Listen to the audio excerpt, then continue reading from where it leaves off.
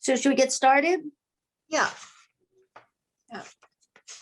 Our first thing is three meetings, minutes of Yep. 3 meetings review.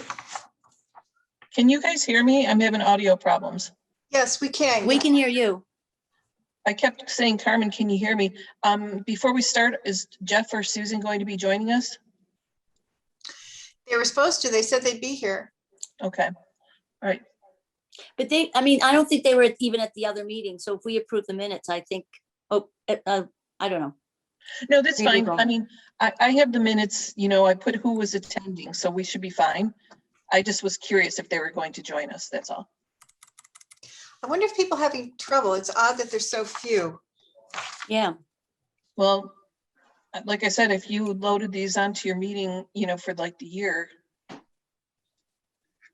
And the But dial. Carmen, the one you also, your Zoom, because I joined, the Zoom that when you sent out the minutes, Yeah. I'm sorry, the agenda, it was on the agenda and that was the right one.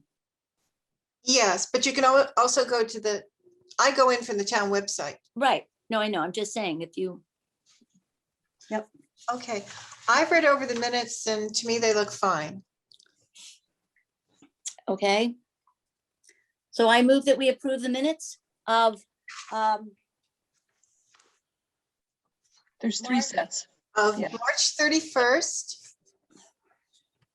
April 16, and May 3rd. okay. I move that we approve all those minutes. I second. All right, we've got 2 out of 3. Okay, I'll post them tomorrow. Okay. All right. The next is questions and such about the plans. My first question is, can anybody tell me anything that ever changed on the plans because of anything said in a meeting or forum? You mean from the original? Yes, from how the plans were. It seems to me that they took the pavilion that was up in the left corner that was just going to be a hangout spot was removed, and instead we have. That's the only thing I think that was removed. It was removed, but it's back in. Well, not the pavilion that was up next to, Oh, you mean the picnic areas? yeah, Yeah, no, oh, yeah, the picnic areas were only the first set that ever came in. yeah. I mean, But that's the only thing. So after we had our first public meeting, that was sort of removed, and I think it was after that meeting that the next meeting, we said, oh, thank you for listening, and that's been great, and yada, yada. And now we're sort of back to where we were originally, or even worse, yeah. Yeah, no, I can't, I've gone through my, because I always take notes too, even if somebody's taking minutes, and there's nothing that's ever changed. And that's discouraging. Because I don't think they're treating the watershed. They're just treating this as, like a piece of land, but it's an important watershed. Beth, you were at the meeting, the NOMS meeting, weren't you? Well, what's the NOMS meeting for my minute? I'm sorry. North American Lake Management Society. You mean for the cyanobacteria meeting? Right, were you on it? I was on the first one. The second one, I was camping, so I didn't get on it, but I was on the first one. All right, so it's abbreviated NALMS in capitals, but it's North American Lake Management Society.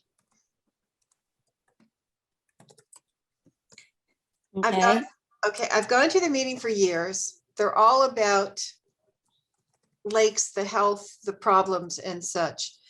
And at this meeting, Professor Ken Wagner, who's like a grand old man of this kind of thing, went on about the problems in managing lakes. So the first thing is watershed management. That is the first point in keeping a lake healthy and So the viable. first priority, you mean? First priority, watershed management. And you can, sorry, up here there. And it can help manage, it can help keep to a level, but it cannot rehabilitate. So if your watershed, if the problems go beyond what the watershed can manage, then you have to go to other methods, chemicals, aeration, sonification, hay bales, to try to bring the pond back. So you're saying so when it says, so that means if there's too much phosphorus in the water. So if you, just so I understand, and again, I Yes, put it in my okay. minutes. Yes, If, with regard to phosphorus or nitrates coming from either Nutrients. erosion Yeah, or from septic systems or from people fertilizing their lawns or whatever, right. if we can manage that, we Uh-huh. can keep the bacteria at an appropriate level. Right. We can keep the pond. Once it's gone sort of over the, once it's gone so far, no longer can you just hold back. You're gonna have to add some sort of supplement to, okay. Right. So far, White Pond has been making it. You know, it does have the blooms now. It's not good to see those. The anoxic layer at the bottom has increased in height in the summer over the years so that it does not have the deep, cold depths it used to have. So that's a decline in the pond in general.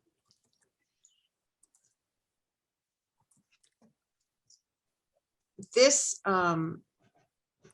hillside development needs to be kind to an important piece of the watershed because there's only two big areas where it's undeveloped. And Professor Wagner said, if you have 20% of the area of the watershed developed, you will have an impact from that. I don't know how to figure if White Pond has a 20% development. Jane Prentice has a grid map, which was to help the police and emergency workers be able to tell each other a spot where there's something going on, like some emergency, somebody needing saving, say.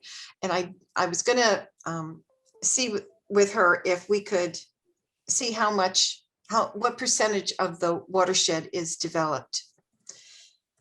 So again, just a clarification. So Yeah. if an undeveloped piece of property within the watershed then undergoes 20% development, it will have an impact on the water, on the lake. Right, the whole watershed, if the 20% of the whole watershed is developed, it will without fail have an impact on the body of water. Well, we must be at 20% now currently, no? We've got a lot more houses than you think, and you've got roadways. That's what I'm saying. We must be above 20%. I would imagine, I mean, I don't know, but it would appear to me that we would be at 20% right now without the beach. I'll try to see if I can find that out, you know, somebody to figure that out. Be that as Yeah, but Carmen, Yeah. I mean, and we've put this in the minutes that we just approved. We have discussed this even when we were on, you know, I think Jane and Delia were at our meeting, and Kate and the engineering firm. We've said multiple times, right, that it should be like 30-1, and we're 2-1. I mean, we're just so lacking of a good watershed. So anything you do has an impact because of that. right. And to your point, Cheryl, yeah, we're way beyond that. So anything you do now with what limited access areas there are is going to have an impact, deleterious impact, I should say. Yes, and we know that there's a 1/2 mile, 5-foot wide blacktop strip going in at the other end. And this development they're doing is adding 9,109 square feet of hardscape. So say that again. This is the trail? Oh, no, I'm sorry. The trail is the 1/2 mile, 5-foot wide blacktop.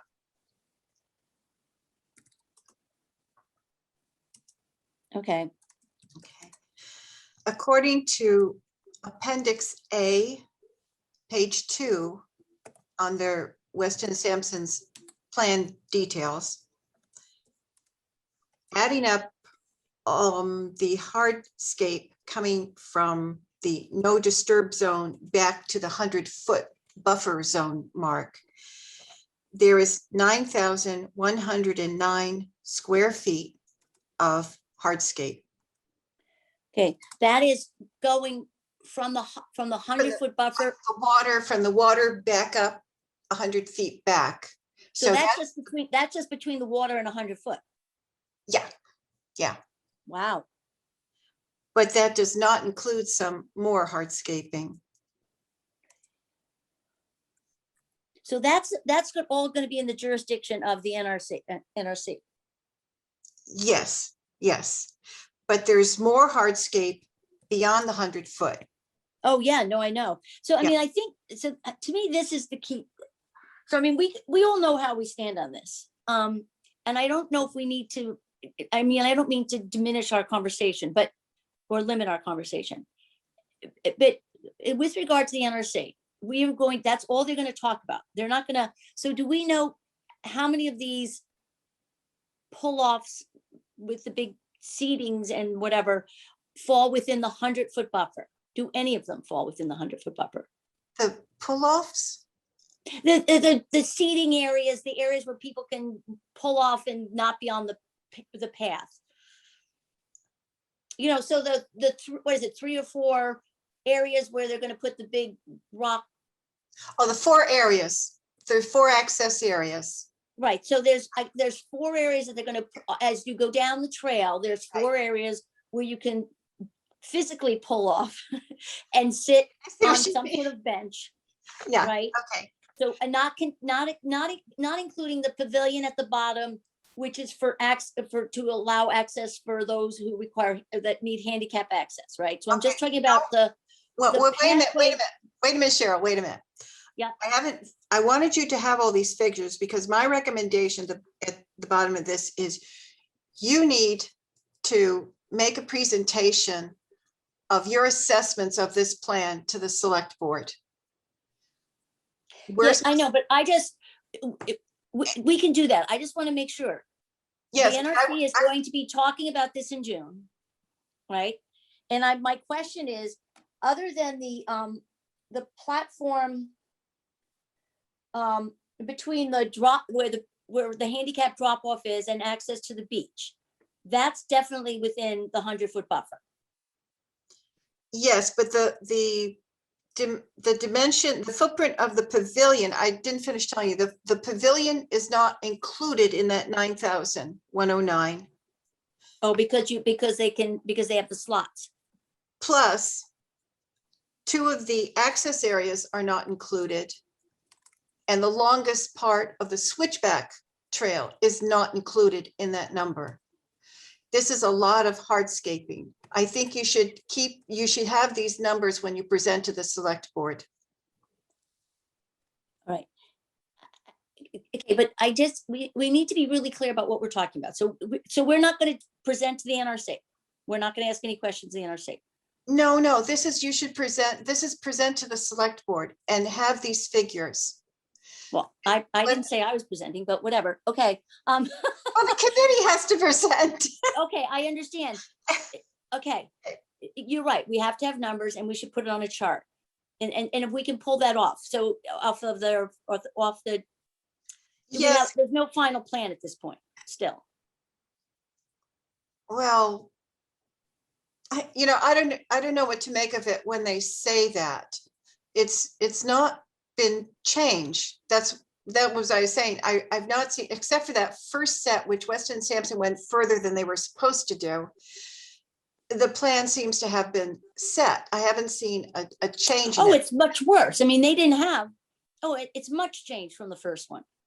Well, I mean, they didn't have these big rock walls and 6-foot benches and child toys in there originally.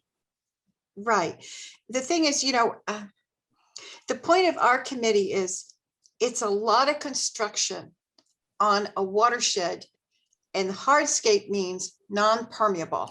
Okay, I know, but so I think if we just keep reiterate, they know where we stand on this stuff. So first, we're going to at least be at the NRC meeting. So let's talk about, in my view, what we're going to do at the NRC meeting. All of this information and data is crucial. I'm not saying that, all right? But the only thing that's going to get approved for the NRC meeting is with the 100-foot buffer.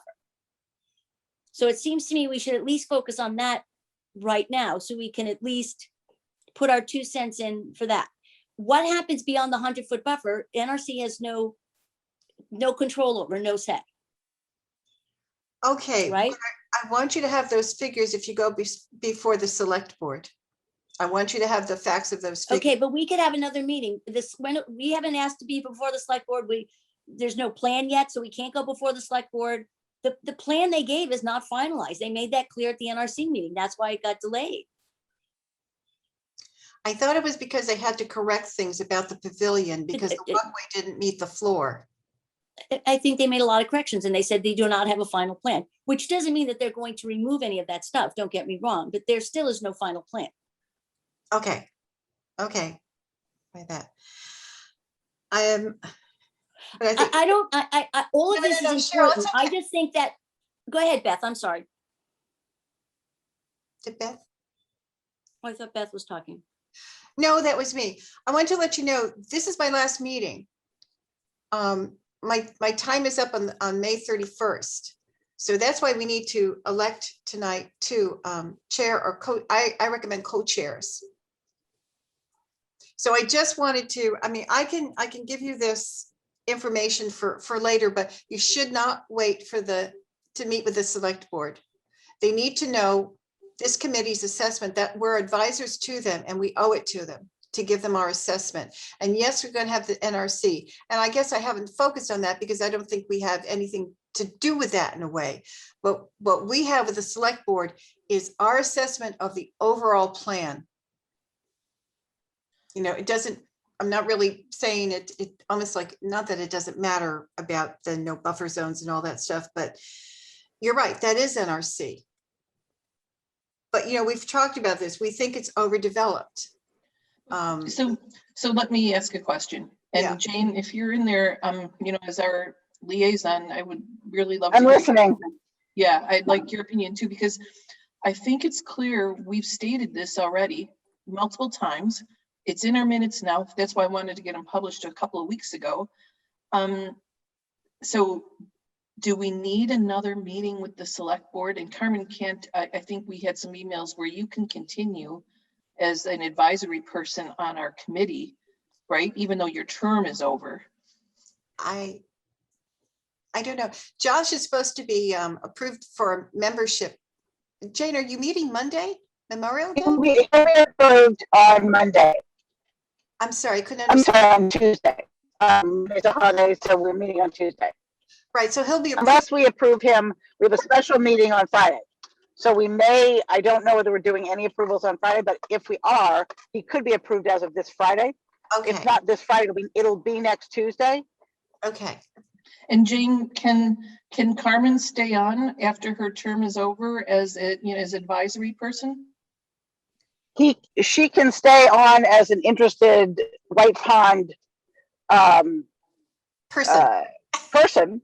Yeah. And Yes. certainly have her comments recorded, just like any, because you guys have open meeting law. So, you will always have your meetings in the public. Mhm. So there's no reason that Carmen can't be offering information and interest, just as Jerry Frankel has, just as Sure. multiple Thank you. people have. Yeah. Okay. So Carmen, what do you want to? Because I kind of agree with Cheryl. We've said these things before. They said the plans were not final, but they would take things we're saying under consideration. Our minutes say that even people have commented at the last meeting that the White Pond Advisory Committee recommendations should be really, really looked at closely over like one person in town saying they want a play structure, right? Because we're there to protect the pond. We're there to protect the vision. So what do we need to do next? Do we need to get in front of the select board again? And they're going to hear, they've already heard part of our story. There will be a repeat. When were we in front of the select board on this? Well, I'm sorry, Kate and Stephen Crane were at the meeting. Jane and Stephen and one other person joined after their own meeting. We had Right. They're not the That's not select board. That's not the select board, Beth. Who's the select board? I thought that was Well, let me, Jane's part. there's a different, can I offer this? Yes. There's a difference between my attending a White Pond Advisory Committee meeting as your liaison, and the select board and you presenting formally on the agenda of the select board. The select board has been meeting during COVID times every Monday starting at 4. I suspect that's about to change, but I'm also about to leave the select board at the end of my term. So first and foremost, we'll be finding another liaison for you. But It was Terry. a formal presentation in front of the select board is it's a different piece. Now, I will also just, because I have to go into total listening mode because I have to do some other things right now. I'll offer you the advice that I think your concerns are, I mean, the more that you can hone them down to science and watershed management data. Yeah. And less concerns of a neighborhood, which I'm not devaluing. I'm just saying it's and offer them in a report to the select board with the request for a meeting date in the future, but that you wait. And I think it was Cheryl who was pushing the NRC's piece. I would not discount the NRC. I think you want to make your first focus the discussion of impact of the watershed within the 100-foot buffer zone, because that is they are a regulatory body. They have to take that into account. And if you make a case that is understood by the NRC, then they can rule on that independently of any of the opinions or process we've seen so far. I'm not saying they will, I'm just saying they can. Okay. Their authority is separate. Then with that, with whatever feedback you get from the NRC, you have a different, I mean, let's put it this way. If you reverse the order and went to the select board first of all, the plans haven't been finalized. And they haven't gone in front of the NRC. So our response as a select board would be, well, wait a minute, this is cart before the horse. You need to finish these, these pieces need to happen so that we get the guidance of the regulatory body and of the entities responsible for these different facets of this. You're not going to get the response you want because it's just going to be, well, based on what we know, X. If that at all, most likely what it would be is to say, this is we don't have enough information and we couldn't until you finish the process. Okay. And in addition, thank you. And in addition, there's only money for certain things right now. And as what Kate said, is the final plan, I think the pathway is going in, right? But I don't know if I don't know what's going in outside of the drainage. The drainage is the sure thing to me. Right, the drainage has to happen.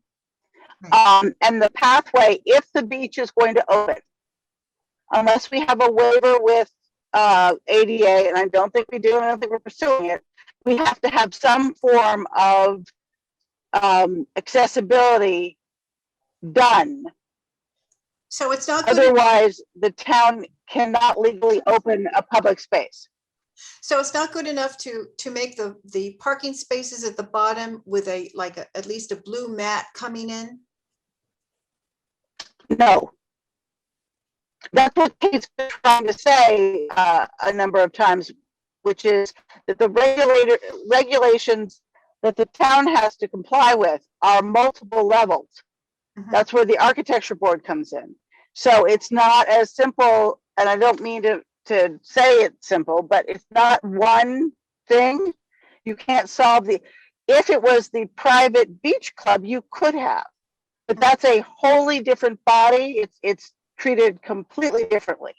So it But has, a public, a municipality right. So it has has to, to offer equal access and service to all. right.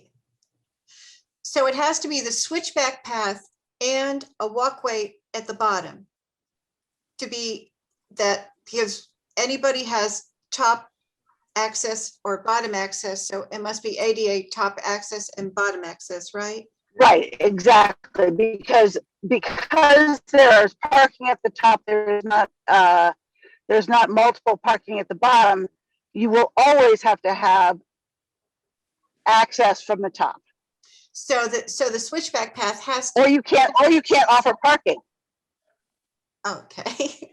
So In other this, words, if you either accommodate the disability needs, or you can't have a public parking space.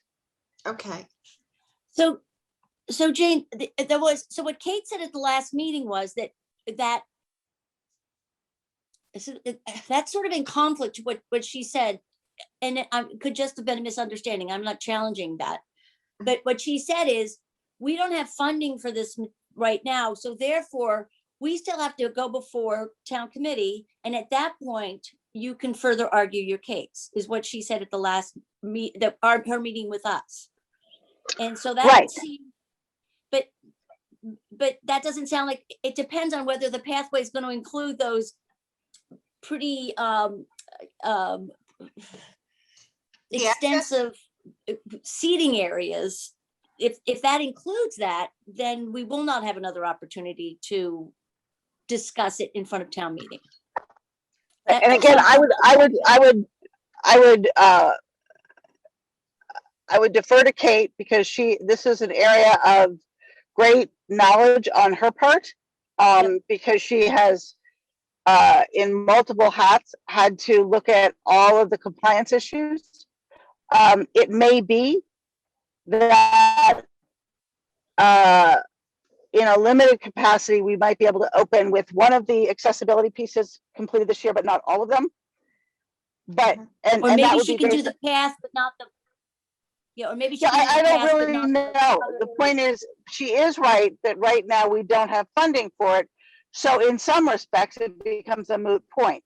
What I am, as a town, our responsibility is to shepherd the process so that the town has access to its new resource. but Jane, how Now do that's gonna require more funding. how do they open the beach now, like after Memorial Day, if they have nothing done for ADA? My guess is because it is in the plans going forward. In other words, if you show that you've got plans to work on something, and it's in, you can't, and this is totally my conjecture, but you get a time frame in which to do it. And and that time frame is based on town government, and especially in the COVID times, there isn't a regulatory body that isn't backed up. So we both don't have funding for it, which will require a heavy lift at town meeting. But as far as I know, the goal was to continue to open under a waiver, such as last year, right? And to operate at limited capacity, but that we can't offer the entirety until we have we've completed accessibility. Now, would they be doing this building during the open season? Because I always pictured like Carmen, I don't know. I don't know. they couldn't I do don't know the timing of the process. Mhm. And again, because this is a unique period of time in the world, True. and many projects are backed up, mostly construction projects too, because from everything from construction costs to materials have been very hard to come by. So there is a general flexibility that typically doesn't exist. And I assume some of that is coming into play here. It may also be, and it would be consistent with other projects, but I can't, this is a guess on my part, that we are operating under a waiver, because that is something that Concord does regularly. Okay. But there is a limit to the point at which you can say you have a public facility when you are operating under, when you don't. When there's, you put yourself at risk to suit. Mhm. Okay, thank you for that full explanation. So it seems to Yeah, me and we should, again, I may have done a couple of things wrong, It's but reasonable. I would encourage you, Carmen, at the end of this meeting, or whoever the new chair is at the end of this meeting, I would encourage you to write a very quick note to Kate, CCing me, asking how long the pond can operate until it's approved of a ADA accessible plan, approved and funded.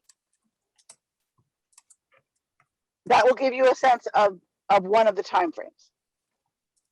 Okay, that's great. Thank you. All right, I'm gonna have to mute. I'm gonna be in the middle of something else for a while. Thanks, Jane. If there's something that people need desperately from me, send me a text or a flat, just a quick, can you help me here?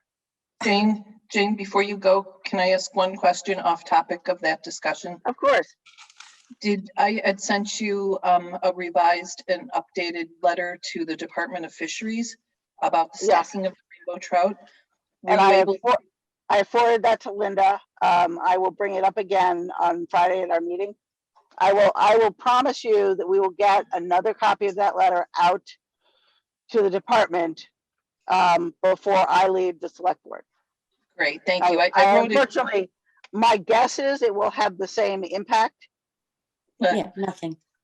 But I mean, at least I kind of rewrote it, so at least it said, it's our second attempt. We received nothing from you, but can you stock something other than all rainbow?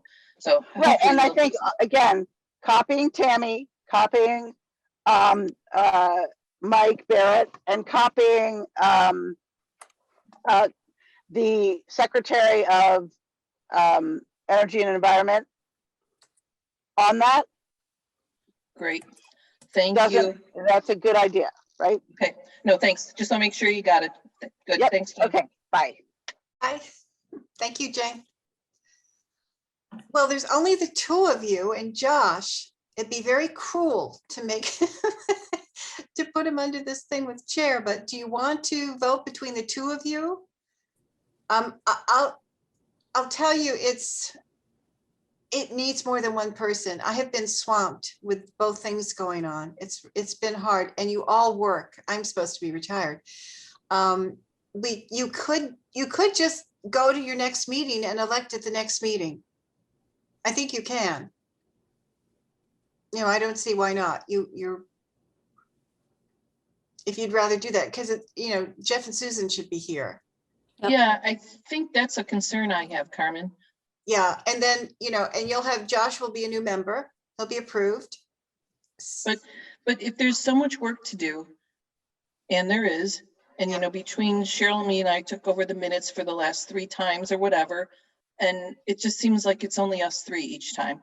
And when I know there's been a gazillion emails, we're all busy, but it's hard, and I know we're all volunteering, but it's hard when we don't have a full complement of board working and contributing. And that's a concern I have. And Beth, it's been that way for quite some time. even with Really? previous members.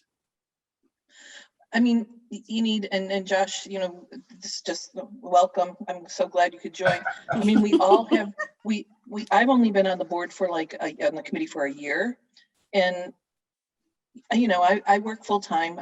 There's times when I'm traveling or on vacation and I let everybody know, but at least I try to respond to the emails and things. And when we have silent committee members, if it's just too much, we need to change it up to people who really want to contribute. Yep. And that's my point. So I don't know if we can have that conversation with Jeff and Susan, but I think we Well, need to. I will. I'm good. at Because previously, for first. 2 years, over 2 years, I was the only one taking minutes and engaging in anything that poor Carmen wasn't taking on. So Yeah. before every joined. So this has been a continuous problem. Yeah. And that's not right, you know? Don't be discouraged, Josh, though. No. That's not, well, I'll wait my turn. Okay. So I think going forward, I think we should have a very short, sweet to the NRC, which is June, which I know, Carmen, you'll no longer be chair at that point. It's open to the public. I can be a guest. Right. So I think we are just short and sweet, whatever's happening with the 100-foot buffer, and we can cite the ESS report and the NRC's homeowners report, which they refused to admit that they actually executed. And Professor Stager's report. And Sager's report and say, Bill and we Walker's can actually report. even write it as an email, please add this to the record. For all of these reasons, we're concerned. We just highly recommend that you limit impervious surfaces to the extent possible and retain to the extent possible, because it's only according to all of these reports, White Pond's quality is going down, and limiting erosion and allowing permeability of water into the soil would be beneficial. And we present that, and then we step aside, because NRC knows what we're doing. Kate knows what we want. Just to keep saying it over and over, I think just doesn't help. No, it's simplicity of a plan. It needs to be a simple plan. Okay. So I will talk to Jeff and Susan. There might be some other people waiting, that signed up for White Pond, So how do we find that out? I can ask Jeremy to look. Well, I think, we can put it in our minutes tonight, but we can put it in our meeting minutes next time. But first you've got to get either Jeff and Susan to say, yes, they're gung ho and they are going, I'll or talk to no. them. And if not, we have, there's the Dover Street Association, there's Google Groups, there's the White Pond, there's Facebook, and then there's the town. And we could say, we are looking for 2 more additional members, who want to have an impact, on this beautiful resource we have. I'm sure there's more people in my neighborhood. I'm sure, Josh, you're in Stone Creek, Stone Root. There's probably people who really do want to contribute. Because Josh tried, I heard that you tried submitting your application like a year ago, and it just like 2 fell through the years. cracks. 2019. Yeah, and I never heard anything at that point. Yeah, so It's because it was a full committee at the time, so that's why you did. But not a Which is- full which is act fine. committee. But to have absolutely no communication from the town, not even just to say, hey, we got your green card. yeah. It's definitely an off-putting kind of situation. So I think that's really a good point too, because we can ask, and is that Jeremy or the town manager, or sorry, the town office clerk? Jeremy Romanul. So we could ask, do you have other applications that we're unaware of? Mhm. Right? Okay. Because I told you, Carmen, I told you that I just looked, Josh, you'll find this funny, because I've been on for over a year now, I think. And I looked at my appointment card, and it says I'm a committee member of the Bruce Freeman Rail Trail. And I'm like, wait a minute, I am not on White Pond. So Talk about not attending. Yeah, exactly. Okay. But you know, I find it hard to believe with the Dover Street Association, there are so many people who weigh in on a constant basis that Yeah. somebody there wouldn't really want to also be a contributing committee member. You know, everybody has, especially the people, you know, who have access to the pond. I think Maybe they all Susan's only want, been to one meeting since she's joined. I know, and it's just not acceptable. I'm sorry. I'm a volunteer and I'm on a board of directors for a professional organization. You know, we have certain rules that if you don't contribute in some way, shape or form, it's just, you can't be on the board anymore because you volunteer for a reason. I'll talk to them both by phone and just ask them, you know, do you plan to attend every meeting? Or, you know, if it's too much or, you know, it's not of interest as you thought it would be, to let us, Well- know, because we need to, And take on some of the responsibilities as well, Yeah. not just attend and give your 2 cents. Yeah. I mean, we rotate minutes or whatever, or like you said, Carmen, you're doing all sorts of stuff. I mean, we have to rotate the duties because it's just, yeah, working full time. I've got lots of other committees and stuff I'm on as well. So that's why you have to do co-chairs. You can't Yeah, do one chair at this but time. even if it's just Cheryl and I take on co-chairs, and now we have Josh, who I know is going to be a gung ho, but it's still just, if we are both co-chairs and nobody comes to the meeting, we're screwed. You know, sorry, that was recorded. I probably shouldn't have said that word. That's okay. I'll ask Jeremy to look for some green cards, okay? Yeah, thank thank you. you. And then in a heart to heart, you know, with both Jeff, and I know Jeff felt passionate, so I'm not sure what's happened. And I'm not looking for a guarantee that anybody's going to go to every meeting because I myself can't. But you know, Carmen, very well that I replied to all your emails. Yes, you do. I've written, you know, I tried to correct things. I looked when Cheryl did the minutes to make a correction. I'm looking at things. I'm not just deleting. And so we need input from everybody. Obviously, I feel strongly about this. Agreed. I couldn't agree with you more, Beth. You know, and it's a point when you're talking about this all this stuff coming at us. You know, I'm in a butter. I live on the pond, and I'm at the point where, is this just going to continue to decline and impact our property values and our beautiful, beautiful area that we have? Yeah, And the answer in my head is yes, and that's a really sad thing. Yeah. So I feel like we have insider information and nobody's, you know, using it. Well, and to the original point where we were saying, if this was going to go before the select board again, I think we would have a number of people who would feel comfortable going up and explaining, not only is this, I mean, this is a heritage, in my view, part of the Concord. I mean, it's a sister to Walden. It's mentioned in Thoreau's writings.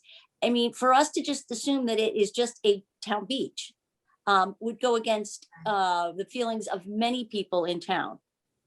And so my goal was to say, all right, Kate thinks we're haranguing her. She made that quite clear at the last meeting.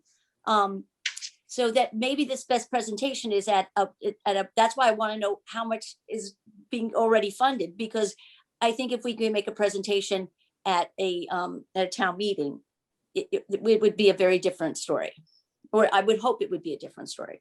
I don't know if town meeting is going to be normal, like it wasn't normal last year. People weren't to speak, you know, you were to give your stuff in beforehand, but not, I think they didn't have speaking at the mics. And I don't know if it's going to be changed this year to the old way or it's still going to be the COVID way.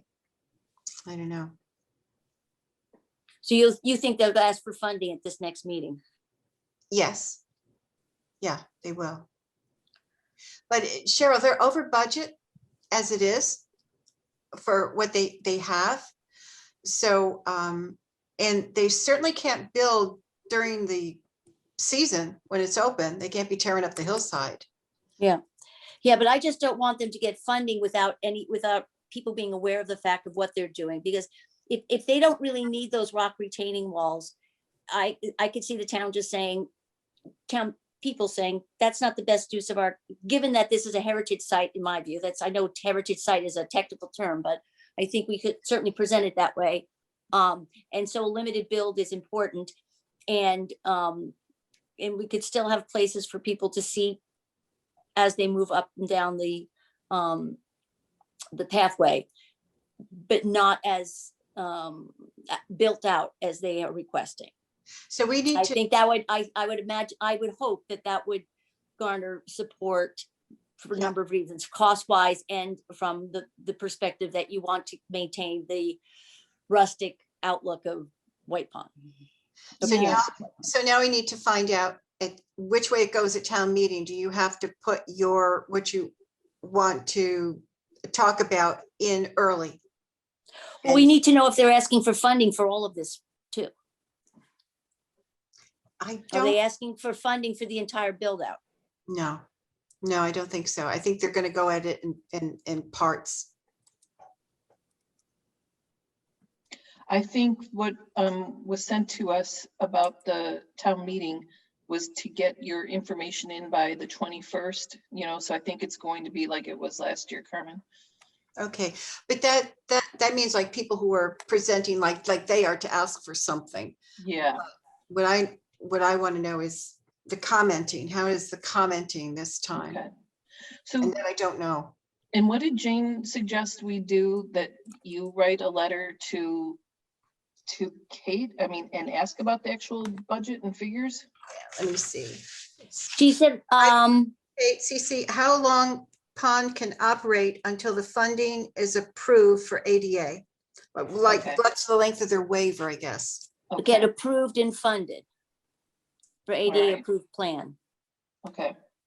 with the CC to Jane, yeah. Yeah, because I think it's another good point, if we compare to Walden, they don't have benches going down their hillside to get down to the beach. I think it's kind of like a long ramp. There's no resting spots. Mhm. We save money by not doing that, and the money we save, maybe you do pay a little bit more for permeable surfaces, which is going to greatly enhance, be a help. There's trade-offs, and I guess what you said, Cheryl, is true. Town people would probably understand that and react. I do think that they're gonna want some benches pull out because I think that Walden was done before ADA was as, I don't know, maybe as strict or whatever. So I do think they're gonna want some benches, but she's completely wrong. All they asked for was 1 or 2 benches on the way Right. and not to have their feet in the pathway. She did not ask for 6 by 12. But she said later that came from the Disability Commission. And I've had trouble. I've emailed Jean Goldsberry a number of times and she's always responded. And I've emailed her twice to ask her, did these access areas on the plan come at the suggestion of the Disability Committee? And she's not answering me. Huh. Well, one of us can attend the meeting and ask them. One of their meetings. Okay, anybody can do that as a public figure, Yep, but yep. I mean, they have to answer you.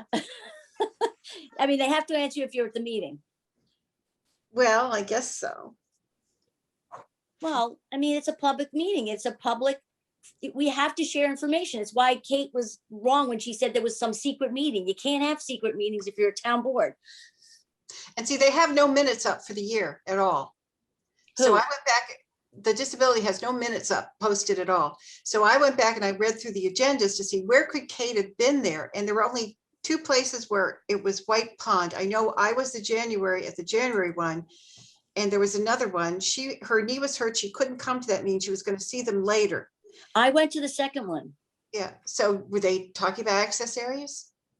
All the women, the professional Jennifer that they Brooke. hire Jennifer said Brooke.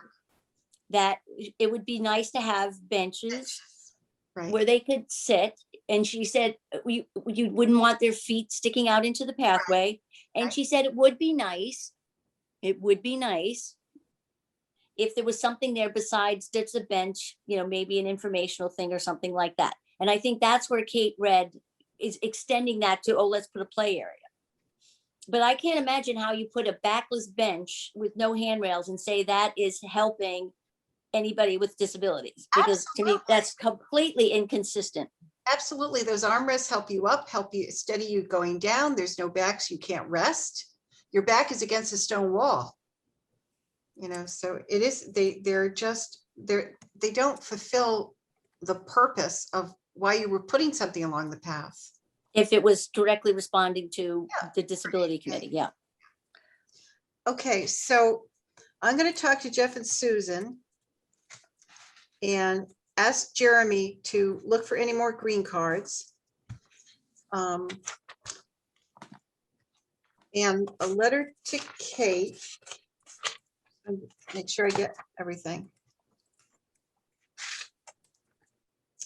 And at your next meeting, you'll elect somebody.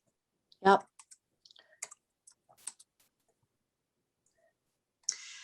The one thing I wonder about is the Bruce Freeman Rail, oh gosh, when would be their meeting? The one meeting not to miss is the Bruce Freeman Rail Trail meeting. I can go as a guest and like tell you what was said if it was anything that is pertinent to White Pond, but they didn't send me a notice about when that is, but I better take a look because they're usually on a Thursday night. But that is one committee this committee has to keep up with.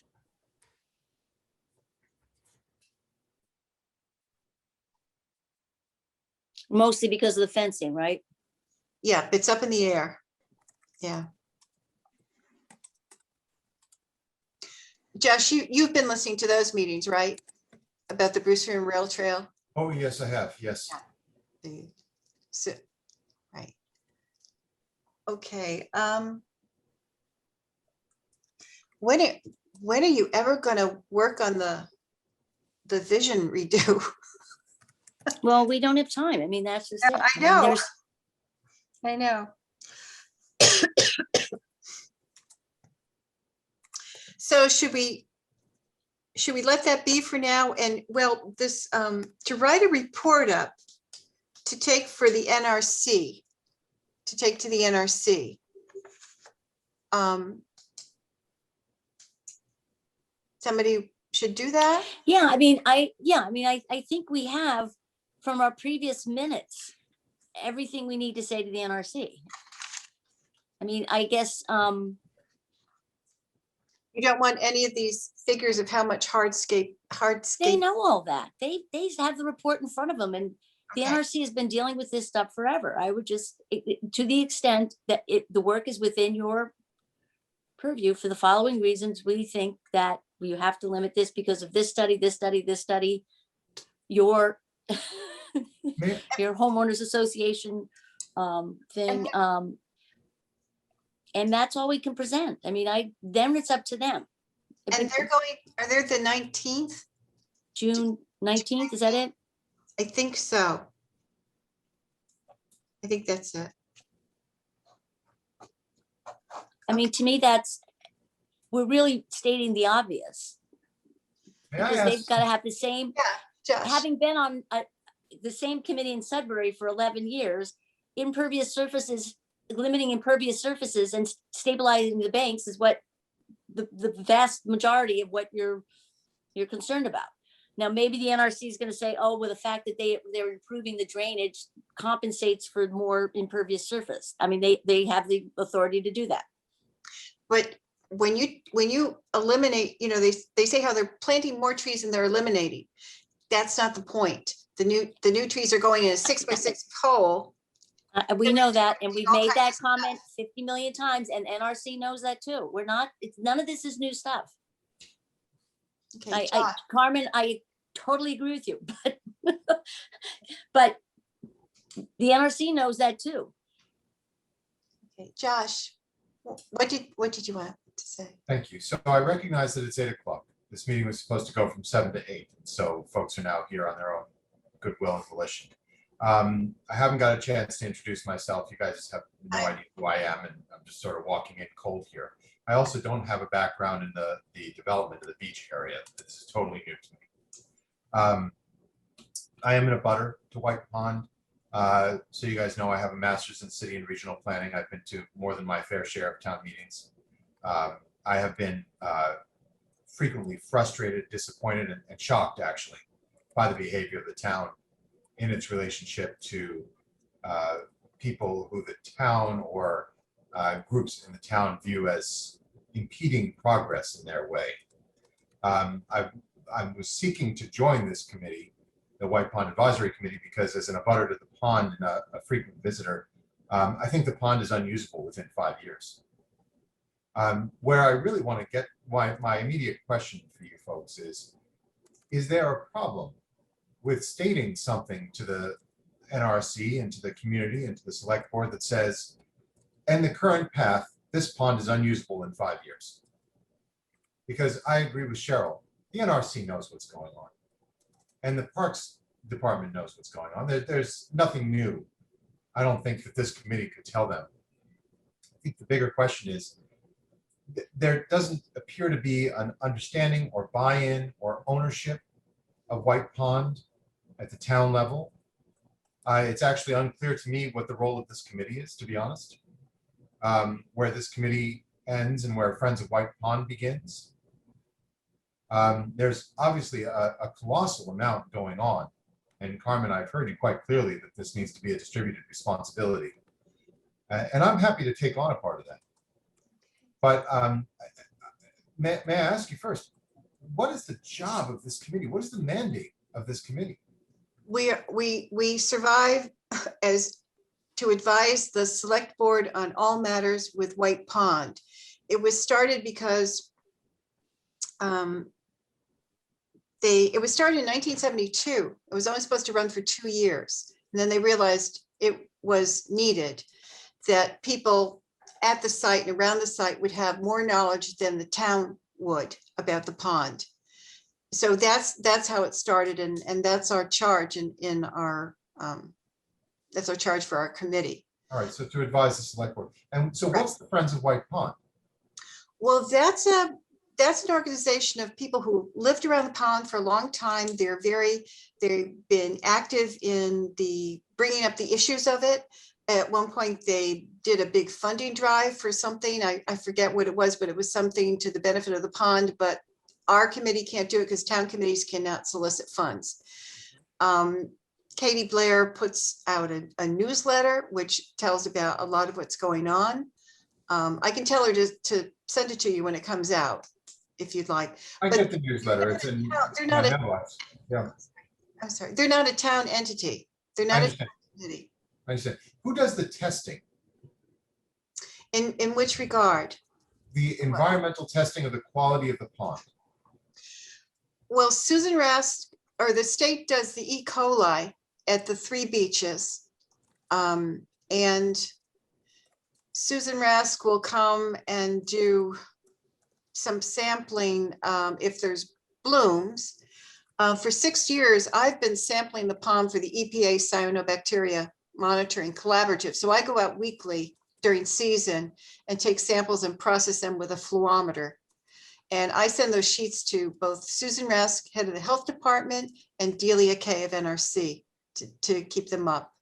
Okay, thank you. And what is your assessment of why the NRC, and maybe I'm jumping to a conclusion here, and by all means, tell me if I am, but it appears to me that the NRC really is not very interested in this conversation about the protection of White Pond. Either that or there's no funding. I mean, we can talk about it from the perspective of the beach project or trash around the pond. But I mean, I've had my own engagements with them going back the last 7 or 8 years. And the response seems to be a big shrug. Is that an accurate assessment, or would you guys disagree with that? Well, the NRC did get funding, or the town provided funding for a lot of the erosion control, which went on, which was beneficial. It took Yeah. several years. They got $350,000, and ESS in the report said that end of the pond was one of the main runoff areas. And they reconfigured earth, they remade stairs, they made them like gravel, so they absorb, not cement, so they're waterfalls. They did a lot of planting. They fenced off areas that were delicate. I don't know, what, Cheryl and Beth, they, I mean, so they have done that, although there was similar erosion control done 20 years prior to that. So this erosion, it's an ongoing problem. So to me, managing people is just as crucial. And I that know they we've won't had, do. That they and we've won't had, do, Josh. and we've had discussions about why we don't have more town park rangers coming around and trying to control the people walking on the areas where there's potential erosion, and there's concern about finances. But again, it's a penny, penny wise, pound foolish, because if Right. every 10 years we spend $350,000, it's a lot more expensive than getting rangers patrolling the area. So it seems to me like we're a very tiny pond in a very, But you know, I don't know, Josh, I guess that's how I perceive us, is it's more of a, So making noise and getting the attention. and it may change now that we are actually a town beach, because this is the first time we've been a town beach. So it'll be interesting to see. But there has been some feedback, I think, by you, Carmen, that somehow the NRC thinks we should be doing, as a community, should be doing a lot more, because it's our They say that. pond. They say that. I don't know what they expect, because everybody, like the Dover Property Owners Association, they keep a lookout on things. They go down and collect trash at the Sachem's End. But there's, what is still a mystery to me is why Delia will not enforce the no swimming. And that's going to sink the pond. No swim, heck, how about no dirty diapers? Yeah. well, you know, it's interesting because I think, Josh, I have a similar view to you. When I came on, I was like, why isn't anybody listening? And if there's, and I know Carmen has, a lot of years and experience here and treads lightly, because I guess there's been feedback that we're, especially the neighborhood too, are, Yeah, it's all negative, no positive feedback, right? But if we're too when you're, pushy, when you're, it's our fiefdom, like we're privileged, it's our But- fiefdom. but, That's but I can just say, like, I don't live on Dover Street. I live on White Avenue, and so I even emailed Delia myself as a citizen, right? I mean, because I've gone into and met her office, and it's been interesting conversations. In fact, I was there about a week and a half ago delivering some of the Berkeley fishing monofilament fishing line recycling panels, Yeah. because I was working to try to get these, things to put all our fishing line in so it doesn't end up in the pond. It's really bad stuff. And so I went in and I said, Delia, that was my time. I had her, kind of cornered. And I said, Delia, what's, when are we going to get our ranger? And she said, they have one ranger, and that ranger is stationed at, what's that place that's so controversial? Estabrook. Estabrook. And I said, People why? are Why- richer over there, Beth. But I just said, why is Estabrook more important than the Sachem's Cove? Why don't they divide the time? And nobody can tell me. Nobody can tell me why. Right. So Well, it's and I very will frustrating. add one more story, and I know this is going over, but NRC has also been leasing the big fields to Vera Farm. Mhm. And we presented before the select board recommending that they not, and when the land was gifted, the White Pond Associates. associates who owned it at town meeting said that they were gifting it with the goal that that land no longer be farmed. And so we as a committee presented to the select board, and as evidence, I presented a document, although I couldn't show it because we were COVID, it wouldn't get scanned into my computer. The NRC's document that tells homeowners to use native plantings, not to fertilize, not to apply pesticides and herbicides. And so all of that would suggest that we would not want to lease land to a farmer who is going to apply pesticides, herbicides, and fertilizer. Sure. And NRC is all for farming that land. So that's totally contrary to what they're recommending to us as homeowners we do on our properties to preserve the watershed.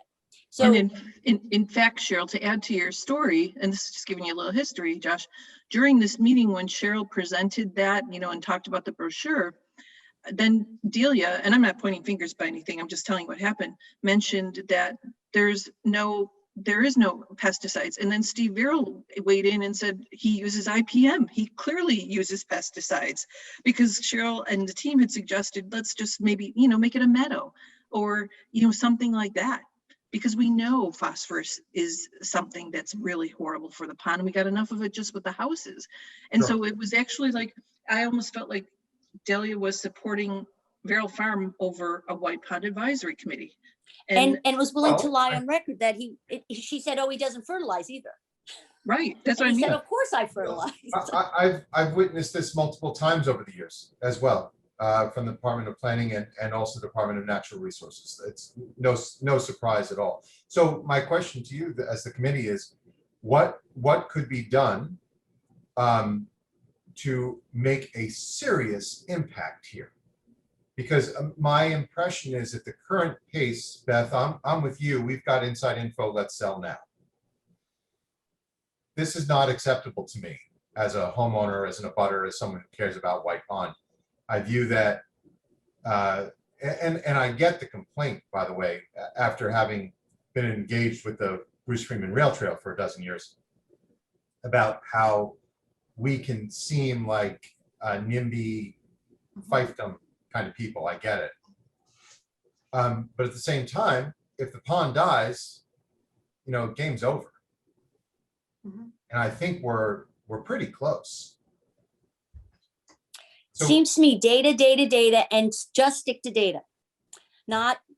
It does. I mean, I think, I'm going to forget the name of the man who has been doing testing for the last 30 years or whatever. Bill Walker. Bill Walker. I mean, he was in tears before the select board saying, this is just a modest rustic pond, and you can't, I've been working on this pond for most of my life, and I can't believe you're going to turn it into a playground, essentially, in a very, very respectful, kind way, but was in tears.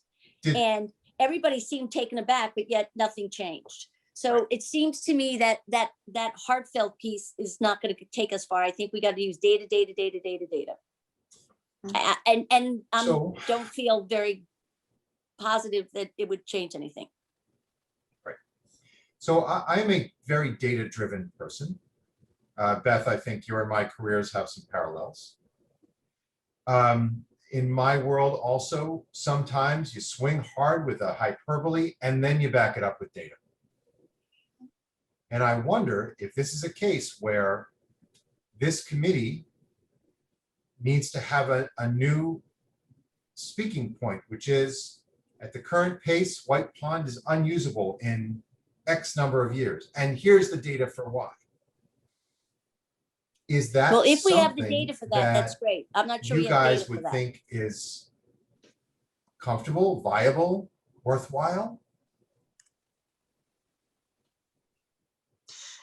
I think that's great but like Cheryl says, can we get the data for that? I mean, the Steger report, Professor Steger's report says it's continued to, Walden reversed itself in the 70s. Mainly they covered the dump up, so they didn't have seagulls anymore, so they didn't get so much pollution. But White Pond had done nothing and has continued to decline. And his coring report went back to the 1600s, so he could tell the conditions over the years. Yeah. So there are some charts with these things, but it's to show, I think it's Bill Walker's information that might show the declining, because the hypolimnion, the lowest level, goes anoxic at a higher level in the summer all the time than in the past. So that shows a pond that is on its way to eutrophication. But those also are supposed to be, when you put the minutes in tomorrow, Carmen, they were attached because I wrote those minutes, and I wrote, see attached. And those Professor Steger's report was referenced. And I think Bill Walker. So again, the select board is aware of these because we've told them. Those are the facts and data. Whether they've read them is a different story. Yes, which were the minutes of yours? The last two. The 31st and the 16th? And you want the Stager report attached? Yes, because also remember I wrote the letter to Kate Hodges that you were submitting to her saying, here's what we want to discuss. So I did minutes and then I did the PowerPoint with the impervious surface, et cetera. Oh, and the gravel pave. Yeah, but it was actually to Kate and it was sent to them, not even the minutes. It was our recommendations. And it strongly said, this is what we recommend. And it also said, please, see Professor Stager's report because we referenced it. So the minutes kind of mimic what we also were sending to Kate. Now, you said you sent it to her. We weren't copied on it, Carmen, but I'm assuming you sent her that. And Josh, I can send you those so you just see you understand what I'm talking Sure. about. Oh, yeah, no, I get where you're going. Is this committee able to make change in your guys' opinion? Make change. I'm sorry, I didn't hear the last. In your opinion, is this committee able to meaningfully influence the conversation? Or has it simply gotten to a point where, barring some lawsuit or massive community uprising, nothing is going to change in the current path? And I don't mean just the beach project, but for example, many of my neighbors like to use pesticides on the lawn. Keeps the grubs out. I wish I felt the same way. I don't. I feel badly about it. Hate the grubs.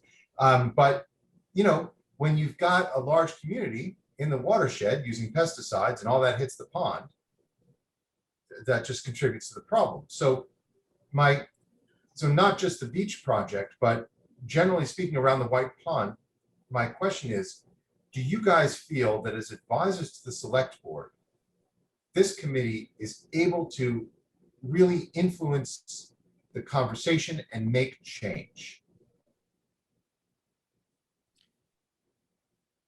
I would say that for things that there's not another plan, for instance, when individuals come to the committee to say they want to add a screened porch or add an addition, me being one of them, and we show to this committee why it's not going to have an impact. The town's perfectly happy. Then Delia gets the deal going. They send out their, the certified letters to their neighbors, et cetera. But when there's something else that's being agreed on and it's going in a different direction, I think it's very difficult. I don't think we're having any impact. The letter to the Fisheries Department is an example. Nobody followed up. I've sent 5 emails to get follow-up. Department of Fisheries stocked the pond with rainbow trout only. And we had reports stating that the rainbow trout eat the zooplankton. It's a real reasonable letter. We're not saying don't fish. We're just saying put in other fish. And what did they do? What did they do? They stocked it this time with only rainbow trout. And then I wrote and re-authored a letter. And it's just, I think, everybody's maybe too busy or they have another agenda. So I think this is being steamrolled through. But to your point, if we could get more community people aware, and how do you do it? I know Jeff Parker actually tried and started a petition about just the ADA piece, just the parking lot, right? And so just getting people to understand things is important, but to how to make an impact to you, you see how many people showed up at the meeting tonight. Right. Well, and to the point, I mean, I think when we get a petition where we are saying, here, this is going to have a big, huge impact and all that sort of stuff, you're more likely to get it. But to the point that we get, and this is where I think you're getting the NRC's sort of pushback, is asking us as a committee, as a community, to be acting responsibly. And that's been brought up too, making sure your septic systems are pumped and and not fertilizing, or at least limiting your fertilizer. What they ask you to do is limit in the spring. I mean, I do think that we would be viewed better by NRC. And I think it would be a good thing for us to do is if we had some, did more community outreach and information, putting forth out information. And frankly, the NRC and ESS's neighborhood brochure is fabulous about that. But if we sort of And I think, Carmen, we were gonna hope that we could get more copies of that from Delia. I don't know if you got a chance to ask her for that, but I think if we could get that in a digital form and send it out to everybody and, say, take this seriously and here's the impact, and then add some of this input from, Sager and all that, so maybe people will think twice about dumping extra fertilizer and not getting their septic system pumped and all that stuff. But I think the town would view us better if we did that. And I think it would be beneficial for the pond if we did that. That's a piece. We also, Whether people would listen or not, I don't know. we've tried to have informative meetings, to the public where we put out that, like Susan Rask came one night to talk about the septic system thing. It was a great talk. I think 4 people came.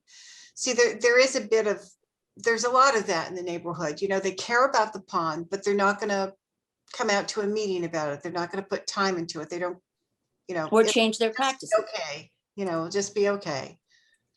So, Right, okay. But I do So think we could change it, not have meetings. And again, I think they're going to approve having these remote meetings going forward. That's up. they are, they think they have to wait. They're waiting for the state to say something. Right, Jeremy said they're probably going to be hybrid. right.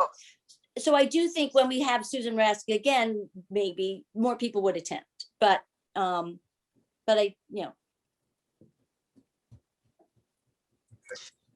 Josh, if you would have the patience to be on this committee, I think it would be great because your attitude is what's needed to go at things hard. here.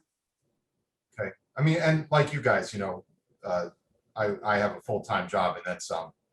I know. So it's not like I can't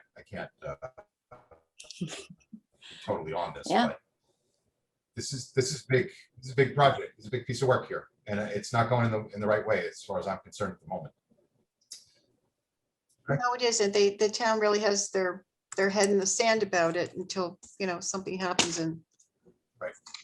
Well, I'll tell you, we had a street meeting last month about the rail trail, and pretty much every single house was represented on our street. And this is about the fencing issue in particular, and how to be able to access the pond but not destroy the pond.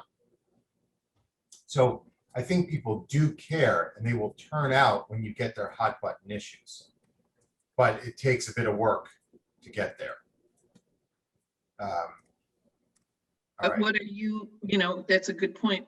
What are you going to do as a neighborhood? How are you going to make an impact to make the change that those fences do go up? Right. Well, what we did is we did some self-organizing, and one of the people, a lawyer, wrote a very careful, detailed letter to Marsha Rasmussen with CC to all the various relevant stakeholders. And I think most houses on the street wrote a copy of that letter and sent it in. So it, and we just kept letter writing. That's great. But I think actually we got some good impact. The other thing that really happened in our favor and had nothing to do with us is that the leadership of the Bruce Freeman Rail Trail Committee changed. And for the first time in my experience, there was somebody who actually wanted to work with us. Previous to that, my experience was the Bruce Freeman Rail Trail couldn't care less about us as abutters. They were just going to do what they were going to do. So, so that was just a benefit. I don't know the players here on the beach. Thus far, I'm pretty disappointed about the players on the Satcham's Cove side. So I don't know that we're going to get any real benefit there. I mean, honestly, and I know this is a recorded meeting, and I'm sure somebody's going to hear this later on. I'm going to get in all kinds of trouble. Part of me thinks this committee should resign in protest and launch a lawsuit against the town. I mean, it really feels like it's that far out of what is going on here. So I will not, I'm not on this committee. That was a personal comment about what I think would be an extreme situation. But that's the level of what is going on here. It feels to me that as stakeholders in the future of the pond, And frankly, I love it when outside people come to fish. I think that that's great. But they got to have somewhere to throw their beer bottles. Simple as that. Otherwise, it's just a dying resource. So, well, yeah. thank you for letting me ask my questions and vent a moment. I won't hold this up any further. Nice to meet you. Pleasure. Thank you for your input. Yeah. Absolutely. Yeah. All right. All right. Well, I move then that we adjourn. We have, and so Cheryl, you put the action items in that we're doing in the minutes, right? I hope so. I will send it out quickly and you guys can tell me what I've missed. Yeah, send it to me and I can redline if I think something Okay. else. And then, Carmen, we have to have our next meeting in order to accept the minutes, right? Yep. Okay. Yeah, we got to just be more timely on that. Do you have a copy of the rest of the year, the schedule for the rest of the year? I'll send it out if you don't. Can you do that again? Because the link I had added to my Outlook calendar is incorrect. So I don't know if Jeremy had switched it. That would be great. He put one link on it, was to serve for the whole year. So if you say it's off that schedule, then he's changed the link. So Yeah, I mean, I think it's easier just to go into the town and sure, Yeah. but I'm just saying, yeah. And then I think one of the things we should be doing next time is, well, we'll know then what our committee is, who's on, and then we start dividing and conquering as well. If like Josh, for example, is very active in the Bruce Freeman Rail Trail, could be our liaison. I can be the liaison energy. We can just pick roles, right? And then you have a backup in case you can't do it, because we don't want to overburden unnecessarily either. But I think, yeah, we're at that point where we got to be. but we also have to be reasonable because if we're all working full time, we all have That's other exactly right. commitments outside our jobs in addition to this. Yeah. And so that's going to limit what we Yep. can do. And it's also a problem because we can't just talk to one another about some of these things, because that's open, the meeting Violating law. the open meeting law. And to me, being a business person, that's really frustrating that I can't just call you guys up and say, what do you think about this? Let's put this in the White Pond Ponderings on the Facebook page and say, we're really disgusted. But we have to have a meeting to say that. So No, you can say that as an individual, but we can't say it as a committee. Yes. but I mean, there's maybe some of these things would reach out to more groups of people. I don't know, that would care. Just a thought. How does one contact the Friends of White Pond? Do you guys know? I'll give you Katie Blair's email. Thank you. And did you see that there was a very nice thing? I think I mentioned that one of my emails. Yeah. In the town thing about White Pond, Friends of White Pond. It said, Cheryl, that for more information, it said there's another reference in that Concord book, but I couldn't find the other reference to the Friends of White Pond. But it's a Facebook group, right? I thought it. Or is it a I Google thought it was. group? It's a I don't real know. group. They're on email now. Maybe they used to meet in person too. Because there's another one on Facebook that just shows pretty pictures of birds and stuff. Nothing about the controversy we're talking about. Is that the website of Chris Gerzon? Maybe.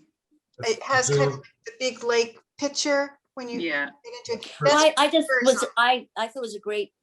It was nice that they took that ad out and I think they presented a nice short article. Oh, no, it was good. It was good, but I thought to get more information. Carmen, can you send me Katie's link too, so I can get on that group? I didn't know it was a separate one. Thank you. Yeah, she's going to have very soon another issue of Ponderings out. So when you email her, ask that she put you on the list to Great. get that. I will. Thank you. You too, Josh. And then before we leave, I have one more question. Carmen, has anybody responded to you about doing the testing for the Secchi discs, the cyanobacteria, et cetera? Yeah, I've got Suzanne and her daughter Phoebe are going to do it for me until I can resume it after I have a hip operation. No, I mean the town. Did the town commit? Oh, the town. I mean, this is their jurisdiction now. No? Okay, that is not appropriate that private Honda butters will do the testing, not the town. So, but we can put that on the next agenda. Well, I do, I mean, yes, I think they should be taking responsibility for it. On the other hand, I also think they say then this is your doing your part. Well, there's doing your part, but then if it's a public beach and public access, then that's the town. Yes, I agree. And we've I tried to, agree.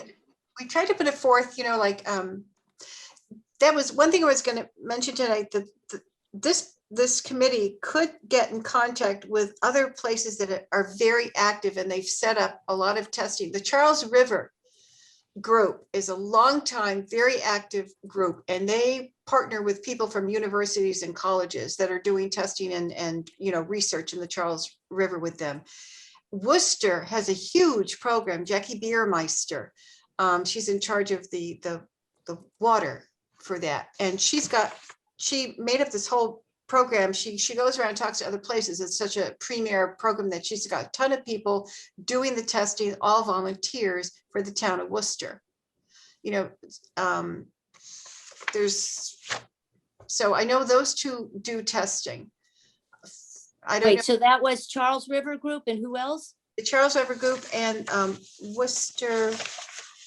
I'll get you the name. Okay.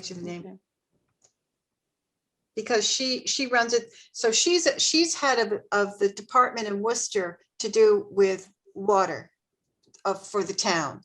But she started up this testing, and it's a huge successful volunteer thing. And so, talk to those people and see how they set it up. But the Charles River has been going for a long time too.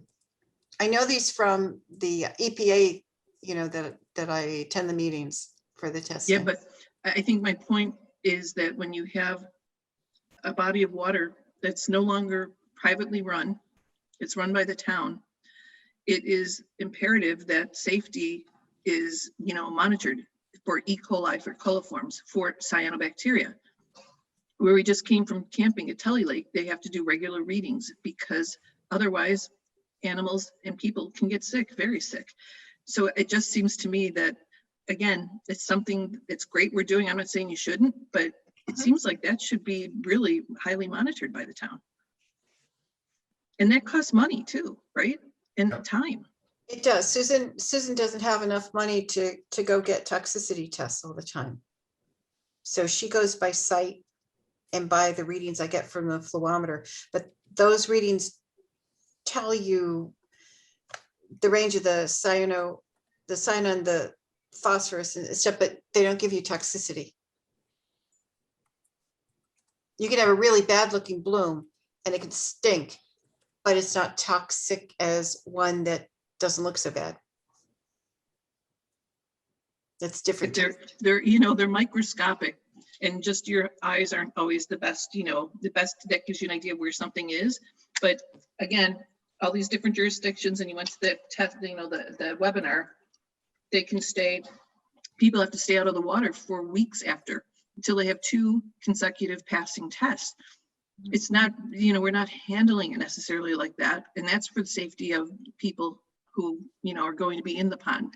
The people who are in there now, illegally, and the people who will be there when the town beach opens. So it's just something else. It's kind of hard to make because it's the town property now. So exactly. This water is state owned, but it's the town's duty to warn residents. Yes, and they get money from the memberships, and that should be part of the budget. I mean, this is like, I think you're spot on, Beth. Yeah, and that money would be better spent on testing the water than building playgrounds Absolutely. on the hillside. yes, exactly. So, I mean, that's the kind of thing, that just is logic. Those are facts. And, somebody, some of the bad side effects that can happen with these things. Now we want to prevent them from happening in general, but testing is imperative to know if it's happening too. So I don't know. I think they could get in trouble actually for not testing. I mean, Carmen, it's like if you just quit today and said, I didn't get a backup, that means we'd have the public in 350 families or members or however many starting in June, and there could be blooms all over the place and nobody would know. Yeah. They would rely I- on the water director. I And that's don't it. think that, I mean, I don't want anyone to get sick, certainly not, but I don't think that it would be wrong for the committee to say, we can't do it anymore, for whatever the reasons, and say to the town, we advise you that you do this testing regularly, effective now, for the safety of your beachfront. That, you Agreed. know, they're gonna go and, you know, they Susan Rask is responsible for that. That's her position, that's her job, and that's who they're gonna rely on. They're not gonna rely on us. I mean, we can make those recommendations, I'm just saying. But then, to Beth's point, the town becomes very liable. Yeah, well, I'm not disputing that, I'm just saying. So I'm sorry, I don't know anything about this, and again, I know it's late. Okay, But yep, I but think maybe that's it's a a good idea. conversation that's worth pursuing as part of the general forcing the issue of you must protect White Pond. It's not an option. Okay, well then, we'll work on an agenda for next month and put some of these things on there too. Yep. Well, Carmen, I mean, I've only known you for a year virtually, but thank you for all you've done and your zealousness to protect the pond. I appreciate it. I think we all do. It's been frustrating to not get results. I've really worked hard at it, but. Yep, it's what that is, Mike just we know said. that. Maybe we can write a little story in the Concord patch about you. No, what I wondered is why there isn't a story. There aren't even really articles about the forums, about this, you know, this development thing. And No. I'm a fan. why aren't, you know, I've been a coward about writing a letter because I'll get it in the neck from Jane Hutchins. But about, you know, about that plan and the ridiculousness of it. But our committee can certainly put a letter in the paper or an article in the paper because I don't think residents know about the plan. The other thing we can do is be very strategic in our use of local reporters. And we can design an agenda specifically to be very enticing for them to write an article. Okay. I do that all the time professionally. Do you? Oh, yeah. Do you have some good ideas for here? Well, I mean, the liability issue for testing, that's one. I mean, there's ranting and they were screaming at the meeting about swimming across the pond because they were concerned about liability, Oh, even yeah. though they're allowed to do it at Walden. You know, Right. so clearly it's a, Let's go for liability. It's a good one. I Yeah, mean, and guys, I mean, I don't mean to sound like a big jerk, but I come to you also after, you know, a good 12 years of looking around and being in touch as a private citizen with various town departments and saying, hey, why is this not happening? This is a logical thing to happen here to protect this resource. well, I must say, I had hopes because we have a new town manager and I think talking about changing of, and he's relatively new. You know, I guess, is this his second year maybe? Yeah. So I had hopes because the prior one, I think was less open to hearing about our concerns. Was that diplomatic? Well done, well done. that was really well, yeah, Cheryl. I know you're on a recording and you don't want to say a swear word. So I'm hopeful that, you know, but I haven't, you know, that as he sees the picture and, you know, gets the lay of the land, that maybe, you know, things may change. We need more voices. Okay, Are we adjourned? Um, Move to adjourn? yes, second. All right. Thanks, everyone. Nice to meet you all. Nice to Thank meet you. you. Bye-bye. Here, Josh. Thank you.